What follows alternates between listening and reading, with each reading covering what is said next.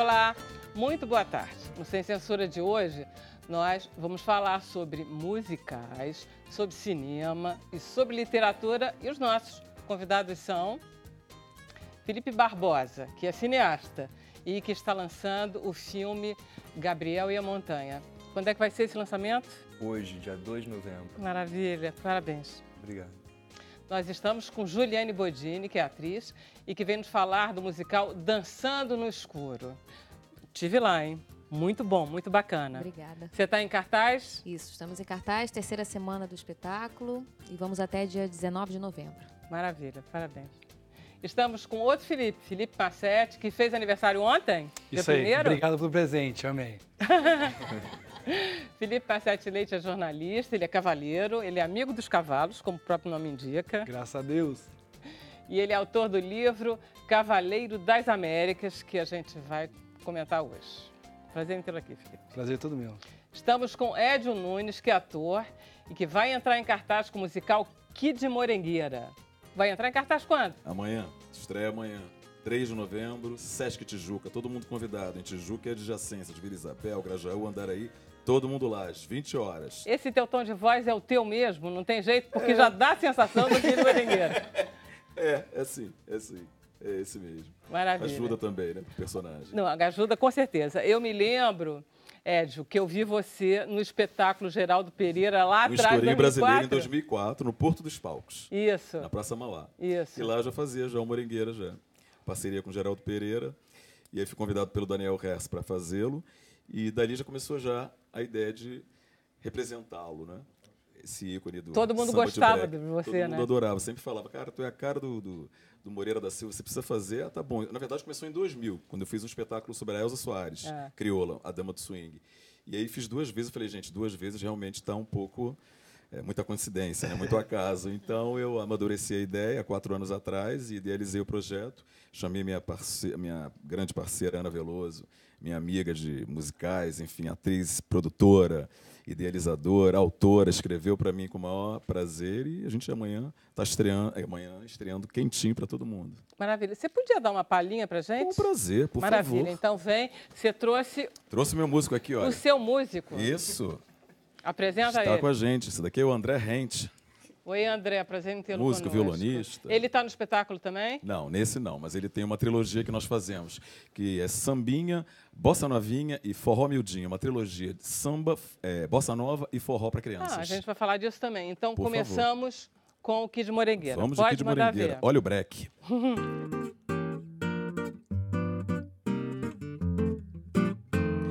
Etelvina, o que é morengueira? Acertei no milhar, ganhei 500 contos, não vou mais trabalhar. Você dê toda a roupa velha aos pobres e a senão nós vamos chegar. Você é pra quebrar, bota quebrar, vamos quebrar. Quebra tudo, minha filha, ela quebrou a mobília do quarto, quebrou a mobília da sala, quebra tudo. Quebra porque o papai aqui tá cheio de tutu. Quer ver nota de 1000? Nota de 1000 é mato, quer ver? Tem nota de 1000. Etelvina, vai ter outra lua de mel, você vai ser madame e vai morar num grande hotel. Eu vou mudar meu nome, não sei onde, pra Marquês Morengueira de Visconde e um professor de francês, mon amour. Eu vou mudar seu nome pra Madame Pompadour. Até que enfim agora sou feliz. Vou passear a Europa toda até Paris. E os nossos filhos, ó que inferno, eu vou pô-los num colégio interno. Me telefone também para o mané do armazém, porque eu não quero ficar devendo nada a ninguém. E vou comprar um avião azul para recorrer à América do Sul. Mas de repente, Etelvina me chamou. Está na hora do batente. Mas de repente, Etelvina me chamou. Ela disse, morengueira, acorda, morengueira. Acorda, mete os peitos pelos fundos, porque na frente já tem gente. Foi um sonho, minha gente.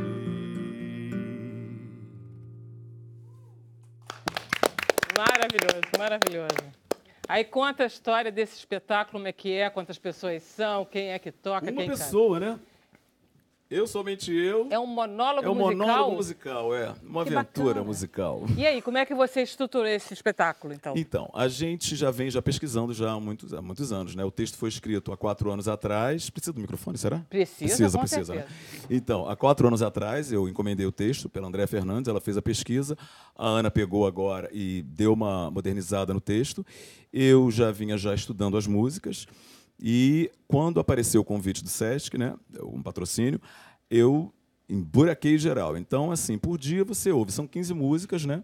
Situações, episódios da vida dele, episódios com vários parceiros, né? Geraldo Pereira, Ismael Silva e Miguel Barbosa, Luiz Barbosa também, que o lançou. Enfim, e a gente vai citando todas essas passagens dele. Você vai contando a história. Eu vou contando vários, Você vários é um que a gente narrador. chama de causas. Eu Tá. faço o narrador, né? Começa, na verdade, com... Eu não vou contar tudo, né? Porque senão a gente perde Não, um pouco, senão- né? não, Vou tudo contar bem. só assim. Começa com o Edio Malandro, né? Porque eu também tenho já o meu pé no samba. Já eu fui passista da Mangueira desde 9 anos de idade. Minha mãe era amiga da Beth Carvalho, da Alcione, enfim. E me levava desde molequinho, então eu fui passista mirim. E eu já tenho essa ligação com o samba, né? Sempre desfilo todos os anos, enfim, como passista. E aí começa com o Edio, o malandro Edio Nunes, né? Que começa contando um pouco a história dessa malandragem atual, dessa lapa atual que a gente está vivendo. E a gente começa a se reportar e eu encarno o Moreira da Silva e o Kid Morengueira, que foi criado na década de 60 pelo Miguel Gustavo, que é o grande parceiro dele, que criou esse personagem Kid Morengueira. E aí a gente vai contando esses episódios. Hora eu tô de Moreira, hora eu tô de Kid Morengueira, hora um pouco do Edio. A gente vai misturando tudo. Eu vou ilustrando esses episódios, vou contando a vida dele, família, como é que era o dia a dia, infância, mãe, pai. A gente passa por todo esse percurso até chegar na Lapa atual. Quantas músicas você acaba cantando? 15 músicas. É muita coisa, você não fica São muito 15 músicas. cansada? Olha, não é cansado porque, assim, acho que era um sonho, né? Era uma paixão minha contar tá. esse Então você gosta. contar a história desse ícone, sabe? Então, assim, ouvir as músicas, se eu disser para você que eu ouvi 1000 vezes cada canção, porque tem as letras, porque as letras do Kid, o que acontece? Ele conta uma história, né? Dentro, entendeu? É tudo muito teatral, né? Então, esse preparo, isso já vem já de a long time, mas eu fico muito, assim, ainda... assim, enlouquecido quando eu olho assim as letras e falo, gente, tá tudo tão atual, sabe? Um cara que cantou, né? Pô, o cara morreu com 98 anos de idade, nasceu em 1902, ele foi um dos últimos malandros, como ele costumava dizer. Então, ele transcorreu a vida inteira se dedicando ao samba de break e sempre a grandes composições, né? Sempre se unindo a grandes parceiros. E é tão legal você conseguir falar disso, sabe? Conseguir falar dos nossos ícones. Pois é, o problema é que um personagem como esse, Edio, ele tem um pouco da caricatura. E um musical como o teu aumenta isso, quer dizer, você descobre um outro Kid Morengueira, não? Sim, assim, na verdade a gente faz essa homenagem para ele, mas você também coloca o lado humano dele, né? Porque ele tinha um cara, né? Ele tinha várias maneiras que eu não vou contar aqui para você, claro. E que a gente vai descobrindo e fala assim, gente, ele era essa pessoa, entende? E na verdade o Kid Morengueira foi um grande personagem que ele descobriu junto com um grande parceiro que é o Miguel Gustavo e que coloca ele num outro lugar, num outro patamar de malandro completamente diferente da malandragem que as pessoas achavam que era, né? E ele era um cara que frequentava, enfim, essa zona do Mangue, ele ia para todos esses locais, mas ele tinha uma outra particularidade, ele tinha um humor muito irreverente, ele era muito irreverente nas letras, e ele tinha essa questão desse personagem que ele foi criando e foi colocando uma maneira de cantar. Ele tem uma identidade muito forte, né? Tanto é que ele foi condecorado o rei do samba de break. É muito bom. Em 2001, ele é escolhido pela Prefeitura do Rio para reinaugurar a Lapa, com um show dele. E a gente fala isso no texto, né? Que ele é considerado um dos últimos malandros, mais malandragem. Quem adorava daquela ele época. era o Jardim Macalé, que tem milhões de coisas, né? Eu grandes. quero ver quando Eles o têm várias Jardim for passagens. espetáculo. Eles têm várias passagens. Tem uma passagem dele que a gente conta. Dele, do Ismael Silva, com Miguel Gustavo, com Luiz Barbosa, com o Geraldo Pereira, né? Que essa música é a parceria dele com o Geraldo Pereira, né? Cícero Nunes, Sebastião Fonseca. Ele tinha várias, assim. Então tá, dá de novo serviço pra gente saber. Dou Sesc da serviço. Tijuca. Estreamos amanhã, Sesc Tijuca, às 20 horas, de sextas até os domingos. Vai ser sexta, sábado, domingo. Sexta, sábado, domingo, sempre às 20 horas. Teatro Sesc Tijuca, na Barão de Mesquita, ali pertinho, bem localizado e super aconchegante. O Eu teatro. adoro aquele teatro. Aquele teatro é muito ótimo. É o bacana. Teatro 1, super aconchegante, é fácil acesso, tem metrô. E a gente tem uma temporada curtíssima de 5 semanas. A gente estreia 3 de novembro e vamos até 5 de dezembro. Contando a história desse ícone aí do samba de break para todos vocês. Vai ser muito bom. Vai E ser a gente muito bom. espera Agora todo fala mundo lá. dessa outra coisa que é tua, esse sambinha. Sim, a trilogia, sambinha, bossa novinha e forró miudinho. Isso O que aí é isso? da Ana Veloso também, que é essa grande parceira.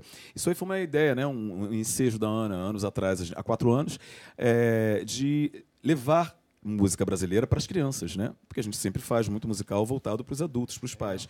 Então ela teve esse anseio de fazer isso para crianças. E a gente fez o sambinha e foi um tiro, assim. A gente bombou, a gente ficou em cartaz 1 ano, a gente arrebatou todos os prêmios. A gente ganhou o prêmio de melhor, eu ganhei como coreografia, melhor coletivo de atores, ela ganhou como autora. A gente foi indicado a todos os prêmios nas 2 categorias, no prêmio Zilka Salaberry e no CBTIG. E arrebatamos vários prêmios. Aí daí já surgiu já a ideia do Bossa Novinha. Aí fizemos Bossa Nova para as crianças. Super certo. Aí, mete bronca, vamos fazer forró. E aí também todos os espetáculos premiadíssimos e estamos até hoje em cartaz. Estamos entrando já no 4º ano, desde 2013. Bacana. E a gente sempre chama, faz Circuito Sesc, faz Roda Cultural, faz Circuito SESI. Vocês agora estão em cartaz no Rio? Agora a gente vai fazer o Circuito SESI com Bossa Novinha esse ano. Esse ano a gente fez forró, miudinho, no início do ano. Mas sempre estão chamando, sempre leva, a época do meio do ano sempre tem forró. E vamos fazer o Bossa Novinha, vai encerrar o ano com Bossa Novinha. E agora a gente vai fazer uma nova trilogia. A gente não para, né? Porque tem que ser assim, né? A gente tem que continuar sempre dando vazão a essa criatividade. Ela vai fazer agora... Você é uma pessoa calma, tranquila? Muito. Ares com... Assim, aliás, Capricórnio com ascendente Ares e Lua em Escorpião. Uma pessoa meio desequilibrada, mas uma pessoa do bem, me considero do bem. Eu sou animada. Animadíssima. Mas é isso, então agora ela vai fazer uma nova trilogia, que agora nós vamos começar com música clássica para crianças. Vai começar com Pixinguinha, olha aí. Maravilha. Vocês têm ideias Isso, ótimas. Parabéns. Ela tem ideias maravilhosas. Ana Veloso. Parabéns. Precisamos trazer a Ana aqui. Por favor. Ela pode ser uma grande convidada. Ela tem muita coisa para contar. Maravilha. Vamos continuar conversando, então, porque Muito obrigado. agora estamos em plena cultura esse programa aqui Por hoje. favor. Gabriel, vamos falar um pouquinho do seu filme? Gabriel, desculpe. Acontece Felipe, com todo mundo está te chamando de Gabriel? Pessoas que eu conheço há anos e anos. Mas isso só aconteceu depois do filme, né? Claro, Antes você era bem o Felipe e o Gabriel era o Gabriel. Ele me chamava de Gamarana e eu chamava ele de Gabiruba. Vocês Gamarana é meu segundo nome, né? Meu nome do meio. Que é o Eu sobrenome acho que do- você fez uma escolha ótima de escolher fazer um filme sobre um amigo seu. Hum. Então conta um pouco essa história. Não sei muito como se deu essa escolha, né? Foi mais um impulso de habitar o mistério dessa viagem, dessa morte do Gabriel. Ele era um amigo de infância, estudamos juntos no São Bento, dos 7 aos 18 anos. E eu parti para os Estados Unidos para fazer um mestrado aos 19. Quando eu voltei, aos 28, ele tinha acabado de partir nessa viagem ao redor do mundo, que duraria 1 ano. E era uma viagem dos sonhos dele, mas também era uma maneira dele se preparar para um doutorado em políticas públicas para os países em desenvolvimento. Você foi fazer cinema. Fui fazer cinema em Nova York. E ele foi... Continuou na economia. A Mas gente chegou ele a começar a economia na PUC no mesmo Ele não chegou época. a se formar, né? Ele se formou em economia Ele fez economia até o final. Ele fez Tá. mestrado, inclusive, aqui. Tá. E aí ele ganhou essa bolsa para fazer um PhD na UCLA, na Califórnia, Universidade da Califórnia, em políticas públicas voltada para os mais necessitados, no caso. E aí ele tirou esse ano sabático, que era uma maneira dele tentar conhecer a pobreza de perto, viver com as pessoas, fazer um turismo totalmente sustentável, Claro. que ele dizia, né? Ficando com as pessoas que ele conhecia na estrada. Enfim, o Gabriel ele também amava montanhas, ele subiu algumas durante a viagem dele, e no final da viagem dele na África, ele subiu o Monte Mulanje, no sul do Malawi, no sudeste africano, e desapareceu. O corpo dele foi encontrado 19 dias Eu me depois. lembro da família procurando, dizendo o governo tem que procurar, não é possível, ele era um montanhista experiente, ele era um montanhista experiente. Me lembro disso nos jornais. Eu acho que sempre quando... Eu me lembro que a mídia foi muito comovente na época, as pessoas estavam muito comovidas, tocadas com essa história, porque, enfim, tem sempre essa coisa da montanha, né? A montanha, os desaparecimentos da montanha geram algo na nossa mente. O que foi fazer ali, enfim. Eu entendo, eu acho que hoje eu entendo, sabe? Eu também queria entender isso. E hoje eu sou apaixonado por montanha. Eu comecei a escalar para me preparar para esse filme. Quer dizer, você não tem nada a ver com o personagem do Gabriel. A gente veio do mesmo lugar. Tudo bem, mas você não é essa figura Não. que saiu numa viagem pelo mundo Não. para estudar. Não, mas eu já tinha a ido para a pobreza. África antes dele. Tá. Em 2007, 2 anos antes, eu fui dar um curso de montagem na Uganda. E o primeiro e-mail que o Gabriel mandou para a família da África foi justamente da Uganda. e descrevendo a viagem dele até então, a primeira semana na África, saindo do Quênia, chegando na Uganda, descrevendo um estado de felicidade com o qual eu consegui me identificar, porque eu já tinha estado lá, já tinha vivido isso, então, e de uma certa maneira, como ele, eu não queria voltar também, sabe? E isso me deu uma legitimidade para começar essa pesquisa, e a pesquisa envolveu anos de duas grandes viagens. Deixa eu passar o Claro. vídeo do filme, porque eu quero te perguntar como é que você teve a ideia de fazer o filme sobre o Gabriel. Vamos lá, Emília, então passa. Every Maasai man in this village have put on these shoes once in a lifetime. You can walk with the shoe? Of course. Run? Sure. So when did you leave Brazil? Almost 1 year now, man. Sir, how are you traveling without money? I like the way you stay, you travel like a local. Que roupa é essa, Iá? Eu não sou turista, entendeu? Por que você me trouxe aqui, então? Por você. Brother, you swept my car without my authorization. Vontade! Realmente, essa imagem do super-homem caretinha é insustentável. You know, the name Kapika means don't go there. Yeah, no go area. No guide, no gear, sandals. I've done many mountains before. I like hard things. You can't make it one day. I'll be here. You'll be here? Yes. Not sure. Muitas saudades, querida. A beleza, a verdade estão por todas as partes. É só uma questão de reconhecer. You've proven enough to be a Maasai. You're a blessing to our community. Muito bom, é muito bonito. A trilha é bonita? É, A trilha é bem francês. bonita. Bom, aí como foi essa ideia de fazer o filme?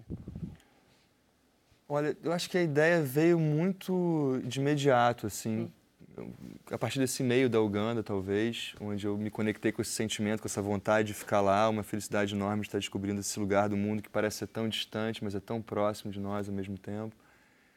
E não sei, eu acho que eu tive a ideia de fazer um filme mesmo antes do corpo dele ser encontrado. Eu queria que ele tivesse sido encontrado vivo para me contar essa história, né?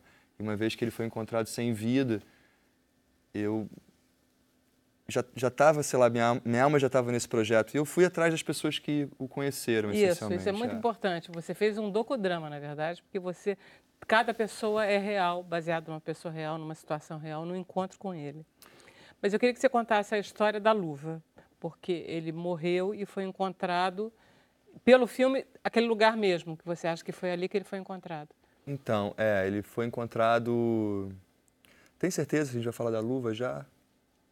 Eu quero falar da luva porque é tão forte isso, Tá. porque isso é muito importante no filme. É essa relação que você tem com o Gabriel. Sim. Enfim, só para dar uma ideia... Ok. Quando o corpo dele foi encontrado em 2009, ele foi encontrado com apenas uma luva do par, né? E muitas das roupas do Gabriel e dos objetos que ele usava na viagem dele, como a câmera fotográfica, a gente utilizou no filme, né? Assim como as verdadeiras pessoas que ele conheceu representam elas mesmas. E a gente fez questão de filmar nos verdadeiros lugares que ele esteve, por mais distantes que fossem, inclusive o pico do Kilimanjaro, o ponto mais alto da África. Então, imagino que foi levar uma equipe de cinema até lá, né? E todos conseguiram subir as montanhas. E, finalmente, quando a gente... Enfim, a figurinista produziu um par de luvas parecido com o dele. E no penúltimo dia de filmagem, no Monte Mulanje, no Malawi, onde ele morreu, a gente perdeu o par de luvas do figurino. E o assistente de arte, que estava responsável pela luva, ficou meio desesperado, ficou procurando na manhã seguinte, que era o dia do último dia de filmagem, quando a gente andaria até o lugar, quando a gente andou até o ninho onde o Gabriel foi encontrado, que era muito longe, foram 4 horas de caminhada, mais um dia inteiro, que foi essa véspera, justamente, que a gente perdeu a luva. Enfim, nesse último dia de filmagem, a gente foi, o Pedro ficou para trás procurando o par de luvas, não achava, eventualmente desistiu, se juntou a nós. Quando ele chegou no set, né, a gente estava preparando o ninho, ele pediu autorização para entrar. Eu tinha acabado de pedir para os carregadores e guias que estavam conosco para saírem do set, porque eles estavam marcando já aquele terreno que devia estar virgem, né, naquele momento.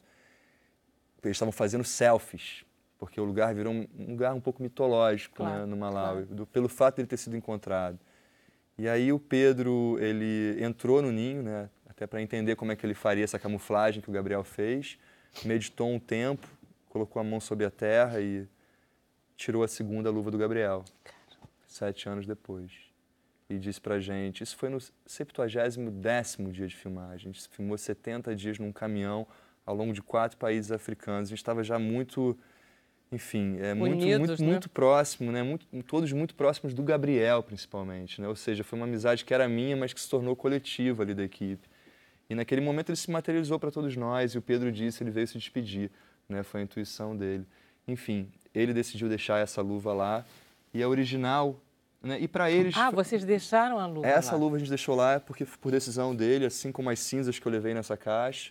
Foi uma caixa entregue para mim pelo Steven Juma, o guia que carregou o corpo dele até a base da montanha em 2009, que era o meu guia em 2011 e 2015, nas minhas 2 viagens de pesquisa, e que faleceu semanas antes da gente começar a filmar no Quênia, em maio de 2016.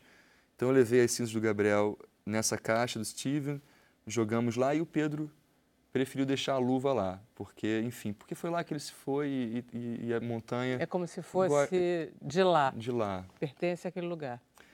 E, só que, enfim, para a equipe, né, ter achado essa luva foi também uma evidência de que ele se foi lá, naquele exato lugar. Eu acreditava quando os guias me diziam e quando eu tinha ido antes, mas para eles a luva foi uma evidência. A prova cabal, né? Prova cabal. E aqui, essa foi a evidência para todo mundo da equipe de que, de fato, encontramos a mesma luva lá. Né, que é a luva... Era a luva que tinha vindo... Ele foi encontrado em 2009, que veio, exatamente. Tati. Deixa eu só fazer um intervalo e aí a gente volta continuando a conversar sobre o Gabriel e a montanha. A gente faz um intervalo rapidinho.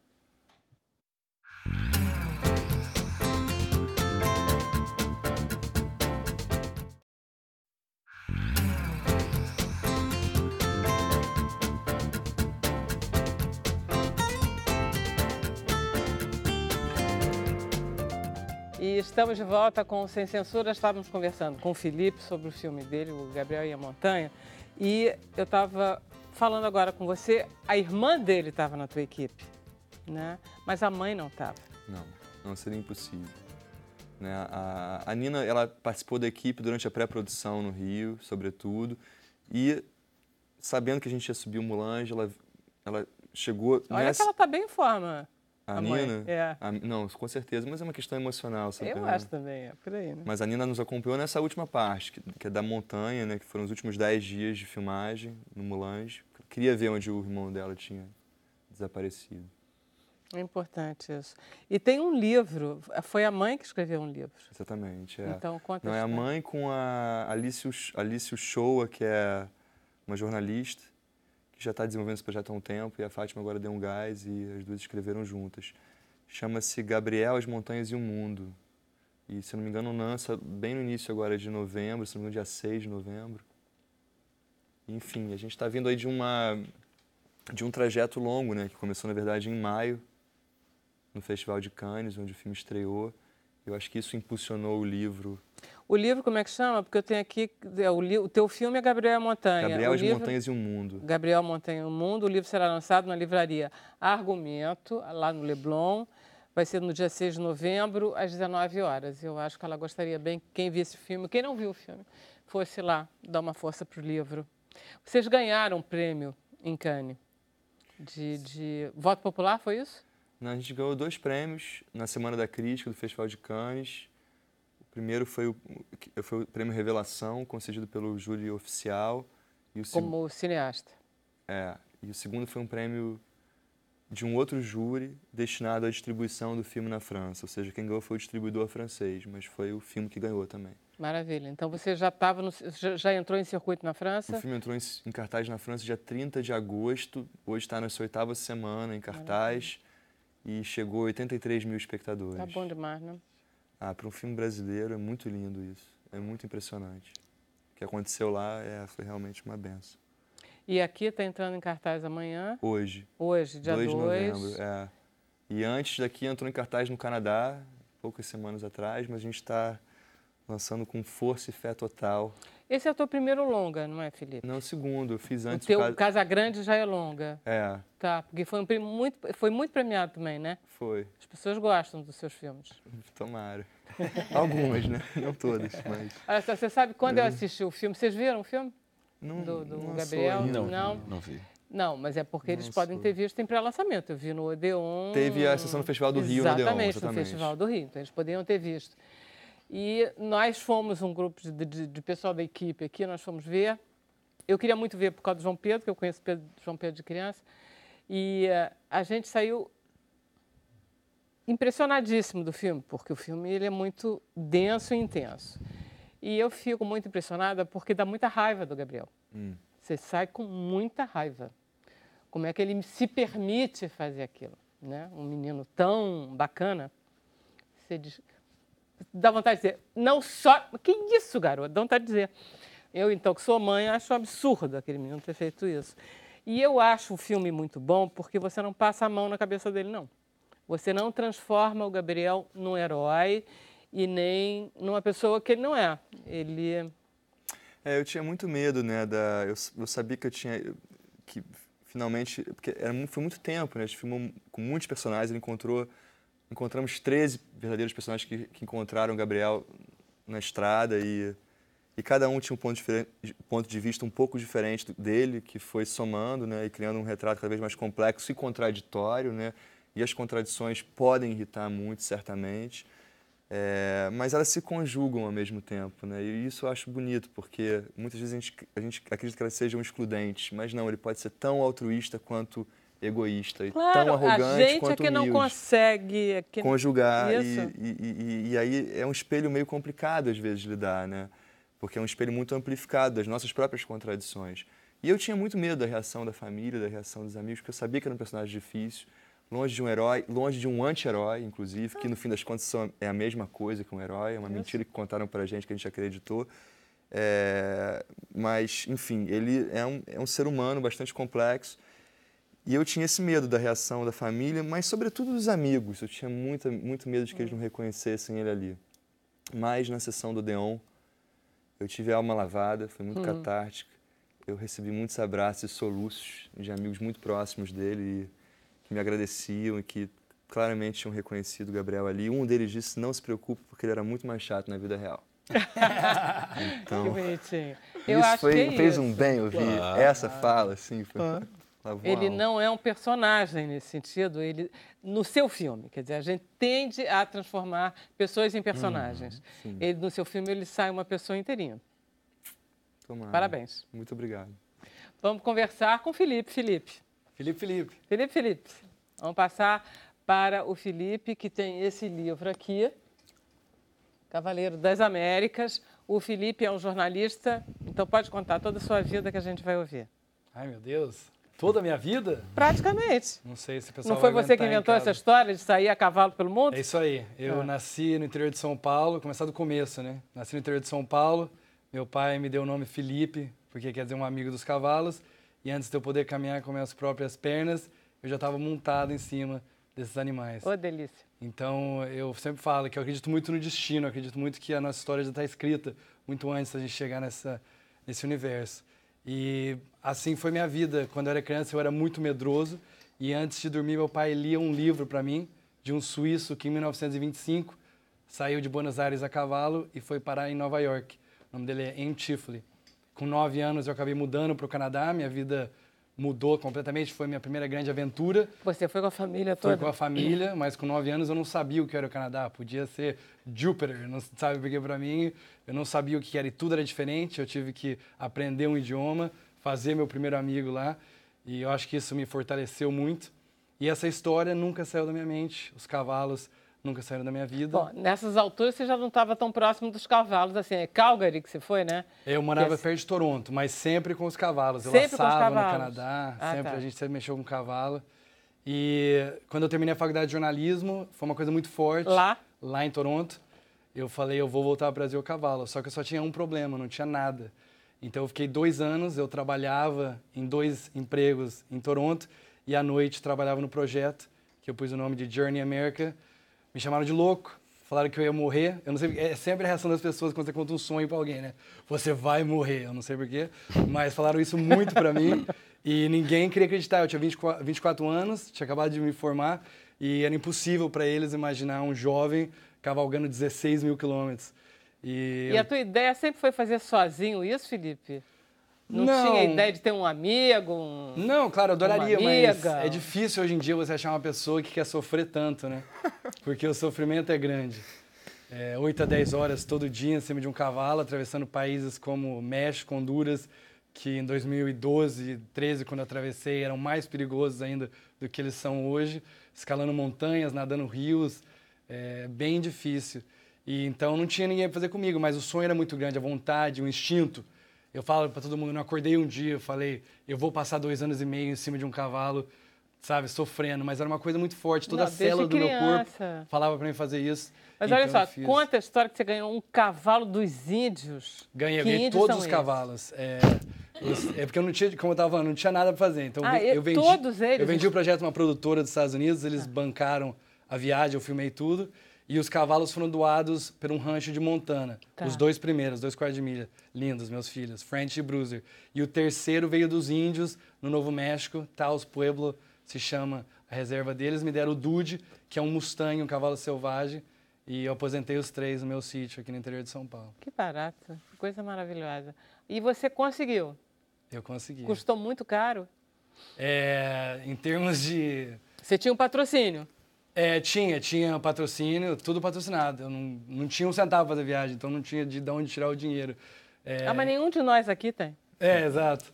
Então, tudo patrocinado, saiu caro, os cavalos comem bastante.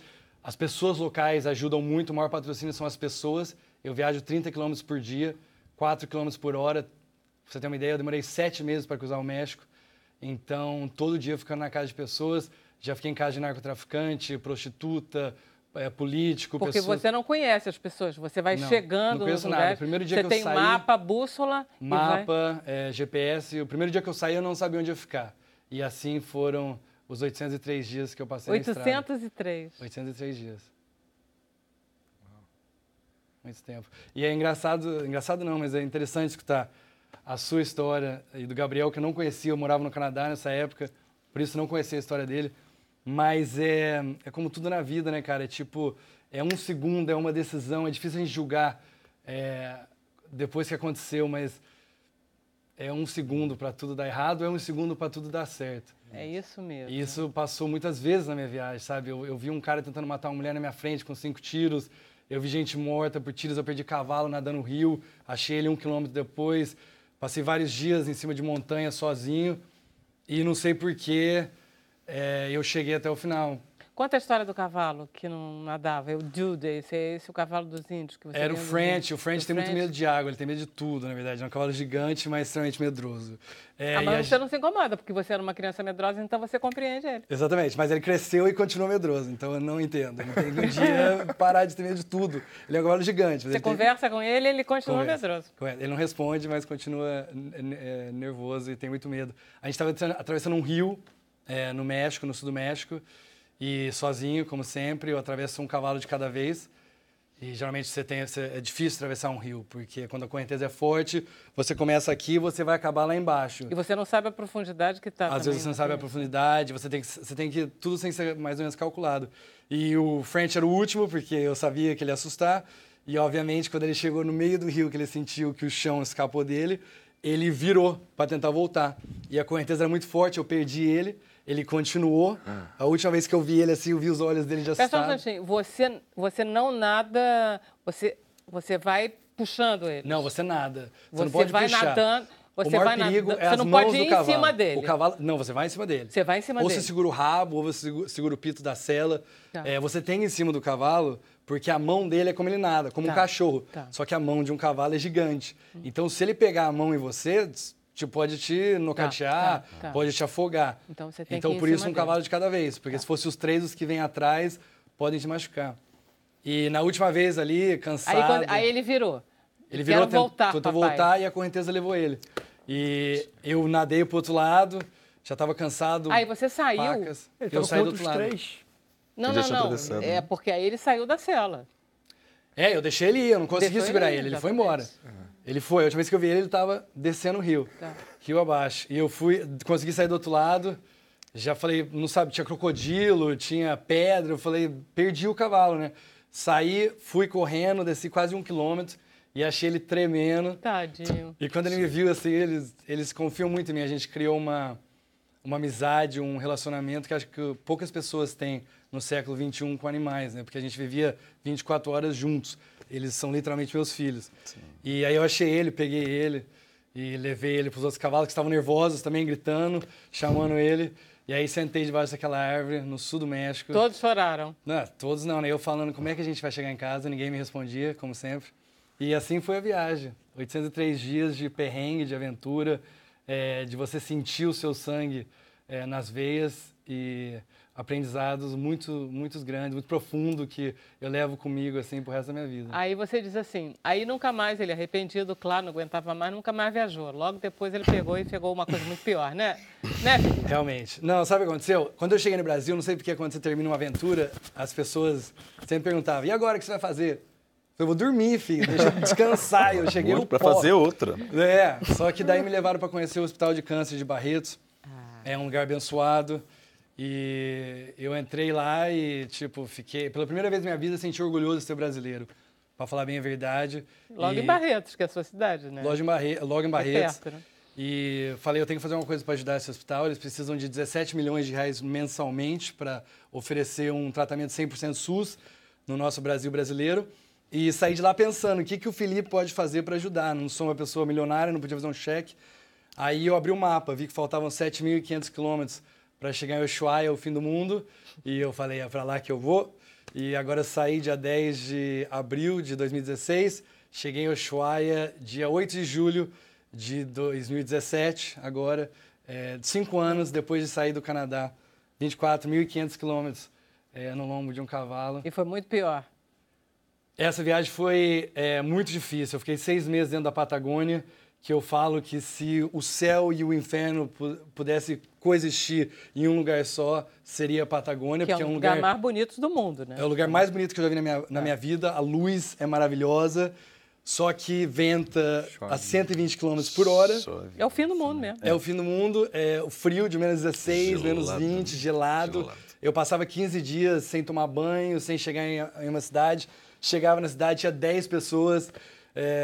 Então é muito difícil mentalmente, mas graças a Deus no final deu tudo certo. Você não perdeu, foram os 3 cavalos de novo? Não, na segunda viagem eu fiz cada país com o seu cavalo, Tá. Por causa dos problemas com as fronteiras. Na primeira viagem eu tive que atravessar muitas fronteiras ilegais. Em Honduras entrei com a ajuda de um narcotraficante, porque realmente... Perigoso, né? Muito perigoso e não existe... Ninguém chega a uma fronteira a cavalo hoje em dia, então não tem um formulário. E quando não tem um formulário numa fronteira, ninguém sabe o que fazer com você. Aí começa, o cara quer dinheiro, ninguém sabe o que fazer, você fica lá dias, até você pagar todo mundo e poder cruzar. Então essa viagem eu fiz cada país com o seu cavalo. E terminei a viagem com 2 crioulos argentinos, da mesma família que deu os cavalos para o suíço em 1925. Que bacana! Saí da fazenda deles, onde está as cinzas do suíço e onde os cavalos estão enterrados, que para mim a minha história deu uma volta gigante que eu nunca imaginei. Se eu fosse sua mãe, eu diria, bom, meu filho, então tá feito, não precisa mais. Claro, ela falou isso. E aí eu falei, Cláudia, sabe o que? Eu vou fazer outra. 2019 eu vou fazer Alasca, Canadá e... Alasca? Alasca. Você gostou? Você gostou ou você tá com medo? Não, eu estou inteiramente identificada com a sua mãe. Eu já não quero mais saber de viagem a cavalo. Dona Cláudia fica nervosa. Ela fala que ela tem que tomar pílulas para dormir à noite. Muitas, né? Muitas. Mas olha que legal. A minha mãe sempre me incentivou. Ela podia ter cortado as minhas asas, mas eu sou quem eu sou graças aos meus pais. E eles sempre me incentivaram demais. Minha mãe, sabe, ela nunca falou, filho, não faça isso. Mesmo sabendo os perigos. No México, tinha lugares que eu ficava 6 dias sem celular, 10 dias sem sinal. Eu falava, mãe, eu sei que eu vou chegar na próxima cidade, eu acho que daqui 5 dias. E passando cartel, brigando, gente dando tiro. E ela quieta, né? E ela lá quieta em casa, esperando até eu postar uma foto no Instagram e ela saber que eu estava vivo. Então, 2019... É verdade que você tem uma estátua de 5 metros de altura lá em Barretos? Tenho 2, olha que loucura. Uma em Barretos, uma em Londrina, de Barretos, é maravilhosa. E é engraçado que quando eu estava lá, quando eu cheguei... Porque você chegou, conta a Eu história. terminei, em 2014, eu terminei na Arena de Barretos, 40 mil pessoas gritando, chorando comigo, eu com os meus 3 filhos lá dentro. Eu sempre falo que é um momento que parece que meu corpo saiu, meu espírito saiu do meu corpo por alguns segundos, sabe? Tanto que você olha as fotos daquele dia, meus olhos, eu não tô ali, é uma coisa muito mágica. Foi muito sofrimento, e para chegar ali com os meus filhos vivos, todo mundo ali, foi um momento inesquecível. Fizeram essa estátua, e tinha um menininho, quando eu estava lá em Barretos esse ano, que ele olhava a estátua, olhava para mim, olhava a estátua, olhava para mim, e ele chegou em mim e falou: moço, aquele lá é você em cima do cavalo? Eu falei: então, rapaz, olha que loucura, sou eu. Ele falou: eu achei que só fazia estátua de gente morta. Eu falei: olha que menininho inteligente, porque é verdade, né? Geralmente o pessoal só dá valor em coisas assim, depois... Só ganha uma estátua desse tamanho depois de muito morto, tipo né? os artistas, né? O pintor vira milionário depois que ele morreu. O escritor vendeu 10 mil livros. Mas é muito legal, o pessoal do cavalo celebra muito a minha viagem, dá muito valor no que eu fiz. Você já lançou esse livro? Lancei final de agosto no Barretão, 9 semanas na lista da Veja de best-sellers, que para mim foi outro sonho. Escrever o livro não foi fácil, consegui uma editora para acreditar num cara de chapéu para escrever um livro no nosso Brasil, que hoje é o cowboy, o peão, o homem do campo, é extremamente julgado, e é muito difícil ser um cowboy hoje no Brasil. Foi uma guerra, e agora está na lista da Veja por 9 semanas. É uma felicidade muito, muito grande. Ninguém fala mais mal do teu sotaque, né? Porteira? Ô, louco, Todo filho. mundo tá gostando, né? Não, eles falam, ainda falam. Hoje mesmo no Rio, é tão lindo, né? Eu não posso falar essa palavra, mas tem palavras suas que ficam tão lindas. Eu não posso falar, eu posso falar merda? Pode. Merda, olha que feio. Vocês falam merda. Até a merda fica bonita aqui, velho. É horroroso, tá? Que horroroso. Maravilha, Felipe. Muito Nossa. obrigada. A gente vai fazer um intervalo, a gente volta já já com mais Sem Censura.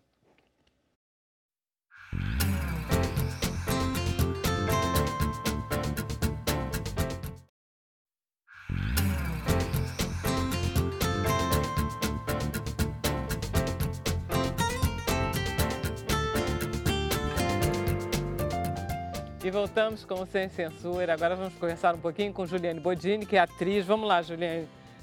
Vende aí o teu peixe. Então, eu sou atriz, né?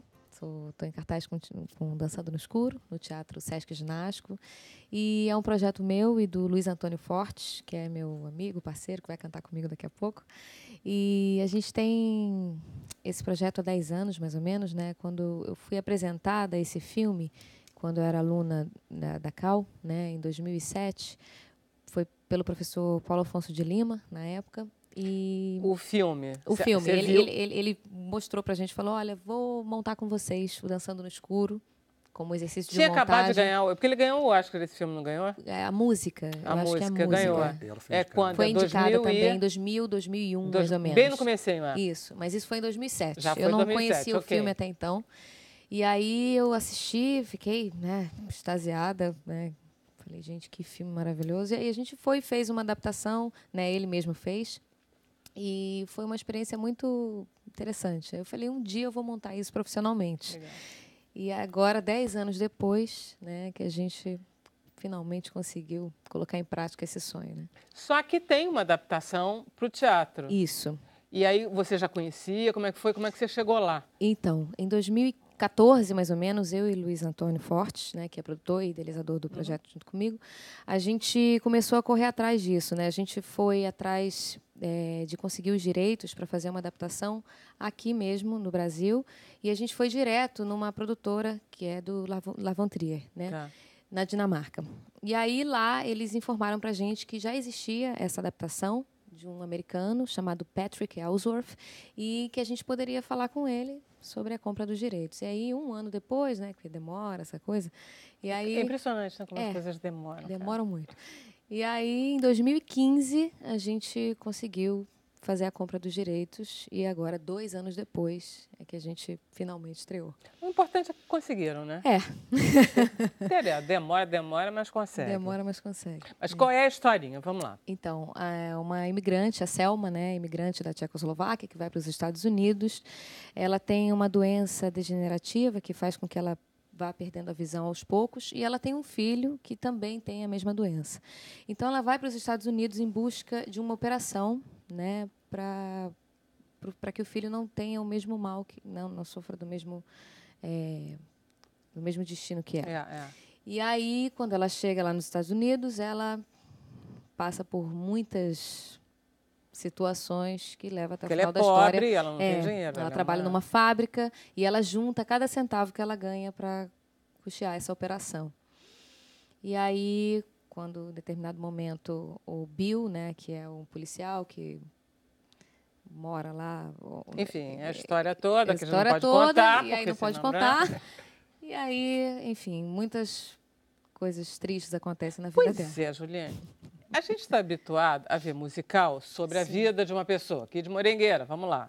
A ouvir histórias engraçadas, divertidas sobre personagem, mesmo personagem morto, Cazuza. Exatamente. Lá, né? Tem histórias barras pesadas, Tim Maia não é uma história fácil.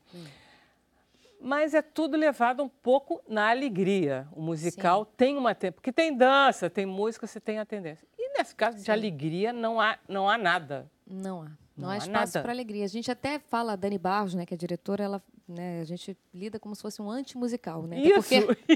Não tem tantas músicas, né? São só 6 músicas, né? A direção musical do Marcelo Alonso Neves, as versões são do Marcelo Franca, né, das músicas originais da Bjork. E a gente... Porque a história é muito triste, realmente, né? Então, o único momento de alegria desse espetáculo é quando a Selma, durante os devaneios dela, né, de musicais, né, que ela sonha, né? A única alegria da vida dela é essa, né? Quando ela sonha estar no musical, fazer parte de um musical. Então, a partir e ela dos faz sons, parte de um grupo amador. De um grupo amador, que está ensaiando a Noviça Rebelde. Isso. E aí, a partir dos sons que ela ouve, né, do cotidiano dela, né, ou da fábrica, ou do trem, né, que surgem os números musicais da peça, né, que vêm a partir desses devaneios dela musicais. O fato dela ser quase cega, dela enxergar mal, faz com que você também queira ouvir melhor. Sim, exatamente. Né? Você também participa. De repente, você diz, não, a música é isso, é a possibilidade de você... A gente, assim, na nossa banda são 4 músicos, né? E 2 deles não enxergam, né? Que é o Wanderson. Pois é, isso é uma ideia ótima. Essa ideia é do Luiz Antônio Fortes. O Luiz Antônio Fortes deve ser muito bacana. Ele é maravilhoso. Se não fosse ele, a gente não estaria fazendo isso. E a gente tem 2 músicos que não enxergam, né? Que é o Johnny e o Wanderson. E eles dizem que não, eles não ouvem melhor que a gente que enxerga, mas com certeza eles têm uma audição muito mais apurada que a gente. Tem, não tem? Com certeza. Eles dizem que não, mas... Eles dizem que não? Eles dizem que não. E vocês sentem o que em relação a eles? É fácil trabalhar com eles? Muito. Eles são maravilhosos. Eles são maravilhosos. A gente faz um trabalho, né, de acessibilidade, né, dentro e fora do palco, né? Que, como a história fala sobre isso, sobre a cegueira e tudo, não só a cegueira física, né, mas a cegueira geral, né? Então, a gente está fazendo um trabalho de acessibilidade dentro e fora do palco, que é sessões aos domingos, né? Sessões com audiodescrição e libras, e dentro do palco com eles fazendo parte do elenco da banda do espetáculo. O espetáculo tem outra coisa agradável, que todos os atores dançam, não sendo necessariamente coreografias de bailarinos profissionais, são atores dançando. São atores dançando. E é agradável, porque sempre que você vê o ator fazendo, né, tem uma excelência, mas é teatro. É teatro, né? E as músicas são bonitas. São muito bonitas, né? São comoventes. São comoventes. As letras são lindíssimas, as versões, né, para o português é do Marcelo Frankel, ele é muito maravilhoso. E as coreografias são da Denise Stutz. Ela justamente falou isso. Quando ela chegou para coreografar, ela falou, gente, eu não vou botar vocês para fazerem grandes passos, porque ninguém aqui é bailarino. Então, nós vamos fazer uma coisa simples que todo mundo possa executar. Maravilha. Você falou que são 6 músicas só, eu achei que era mais. Olha só, dá o serviço todinho. Sesc Ginástico. Isso, no Teatro Sesc Ginástico, de quinta a domingo, de quinta a sábado, 19 horas, e domingo às 18 horas. Tá. Até o dia 19 de novembro, Você vai mais me 3 perdoar, semanas só. Edio, mas realmente esse horário delas é melhor do que o seu. Não é. Quanto tempo tem a sua peça? 2 horas. A minha tem 1. Ah, tá. Mas tem intervalo. Você tem resposta para tudo. A gente vai É muito aprendendo, bom né? esse rapaz. Esse Kid Morengueira tá me saindo muito bem. A gente Você vai mostrar- aprendendo. A gente vai mostrar uma música. Qual vai ser? Eu já vi tudo. Tá. E esse? Esse é o Luiz É Antônio ele? Fortes. É. E vocês são vocês? Esse é o Wanderson Oi, e o Johnny. Wanderson. São O eles que Johnny. falaram que não ouvem. Que não ouvem Não, melhor que eles falaram que não foi isso que eles disseram. Eles disseram que ouvem tão bem quanto a gente. Quanto a gente. E a gente acha que eles ouvem melhor. Ouvem Ok? É de vocês.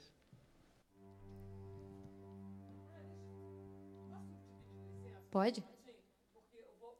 O programa primeiro e aí depois vocês ficam, aí vocês podem ficar o tempo que vocês quiserem. Gente, eu queria agradecer muito ao Felipe, muito ao Édio, muito a Juliane.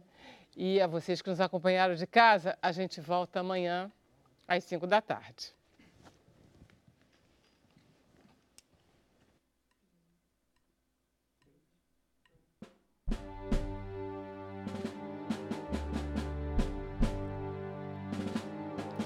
Eu vejo todo mundo, eu já vi bem fundo, eu já vi depois senti a brisa bater aqui. Eu vi um rapaz matar, cortar um amigo e vidas que tiveram fim sem um grande motivo.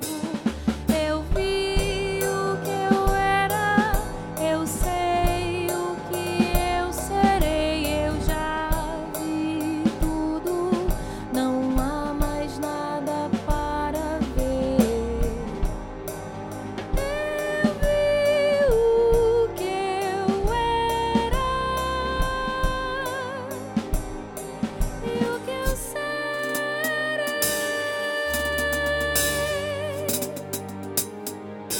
Você não viu elefantes, reis ou montanhas?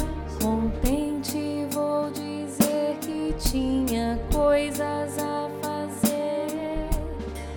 Que tal a China e sua muralha?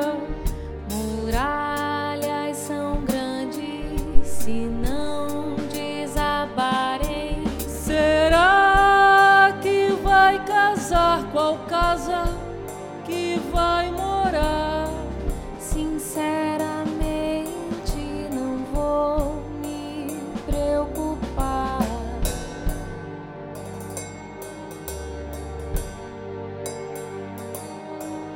Você já viu o oceano, o rio e o mar? Eu já vi água e a água desaguar.